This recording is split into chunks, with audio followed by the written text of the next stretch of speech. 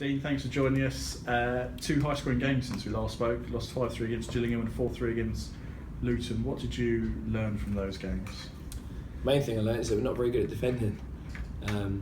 We've been doing a lot of work on the grass on our attacking play, and in both those games we created loads of chances, and we scored 6 goals, 3 away from home, 3 at home. And you look at that and you go, it should be enough to win games. But at the moment, we've been a little bit naive at times. Luton, we were 2-0 down, or 2-1 down, 2-2, 3-2 down, 3-3. 89th minute, set piece, give away a corner, they score from it, and it's been that sort of things happening in a few games this season where we've got to the 89th, 88th minute, and we've done such good work up to then, and we throw it all away at the last minute when players are not really focused and not concentrating.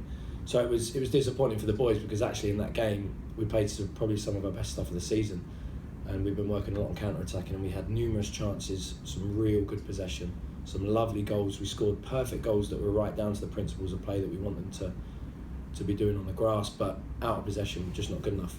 And from set pieces, from wide areas, need to be more aggressive, need to challenge, need to do the dirty part of the game. We're doing the nice stuff really, really well, but it's the actual realism of the game that we've got to deal with. And both of those games just showed us that we're not competitive enough in those scenarios. So the last week, we've had a free weekend last weekend. These last 2 weeks, we put some structures in place. We did a really in-depth defensive presentation in here on Tuesday, and we've been doing a lot of work on the grass on their specific roles and responsibilities out of possession. And then that will lead into our cycle that we're moving into at the start of next week to do some defending work. So hopefully we're sitting here next week, and theoretically, if everything goes to plan, we should be talking about lots of goals and none conceded. Obviously scoring goals hasn't been a problem at all, we know that.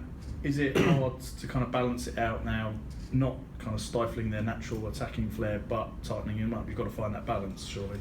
It is, yeah, but the way we said it to them on the grass is that if I'm a centre forward and you're a centre half, and we come into training and I'm playing at a 9 and you're only at a 6, I'm scoring and I'm not actually doing anything to score.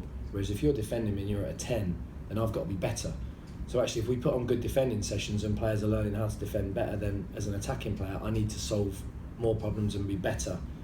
So actually, you're teaching me to become a better player just by working harder, by listening to the messages and by doing your job.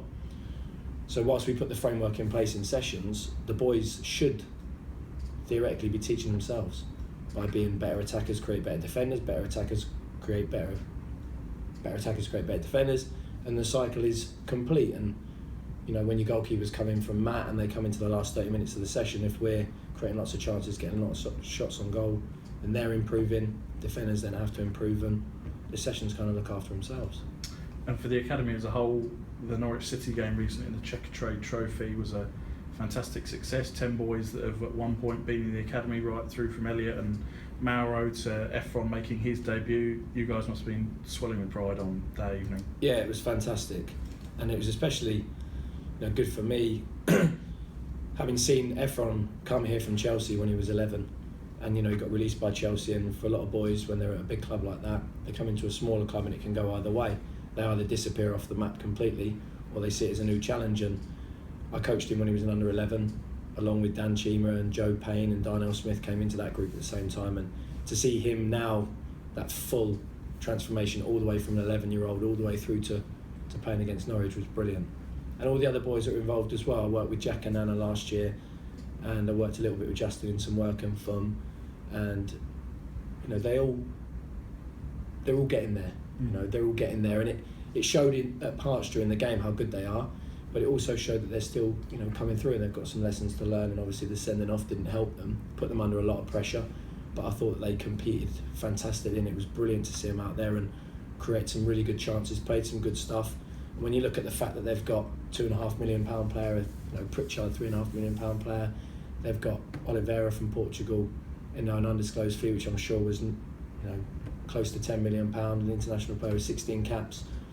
And then you look at the comparative squad up to the sending off. It was a very, very competitive game, and it was fantastic to see him out there. And since then, Efron's gone out on loan to Met Police, made his debut on Tuesday night. How important a stepping stone is that for him and for the other 18s at some point, hopefully? It is important. It's we always get caught up in our little academy bubble, and everyone's kind of comfortable, and you're playing against other academy teams, and the referees almost give you protection because it's kind of nicey. So I'm not saying that I want everyone to go out there and become this blood, guts and thunder centre forward or a winger, but it's always nice to go out and see a different challenge, see someone that's a little bit more physical, a little bit older, maybe a little bit slower, but actually they're smarter and they know the game a little bit better than players that you're playing against, so they'll offer you a slightly different challenge. And then suddenly when you come into under-19s, under-20s, and you're playing against people that have got 2 or 3 years of experience, you're in the under-21s against 24 and 25-year-olds, you know how to deal with it. And you know that you've got to be smarter. You can't just be the tricky little winger. You have to be the tricky little winger that does things in the right areas at the right time for the right reason. So it can only be a benefit for him. You know, hopefully he'll come back a better player. And Joe Payne's taking a slightly kind of different path at the moment. He spent a lot of time with Rossi's 21s, and he was away on the bench for the first team with Doncaster at the weekend. Learning that side of things, maybe away from the field's quite important as well, I imagine. Yeah, just being in and around it and seeing all the elements that make up a first team, seeing what happens before the game, the half times, you know, the pressure, being at the stadiums, being on the bench, appreciating that kind of environment. Because we always say that, you know, we give these players loads and loads of technical information, we do everything on the grass with them, but how can you actually prepare someone, a new player, to go and make his debut at Fratton Park in front of 17,000 people? I can't recreate that here, you know, maybe a man and his dog, you know, 3 or 4 people wandering past watching the session, but that's the bit that you can't recreate.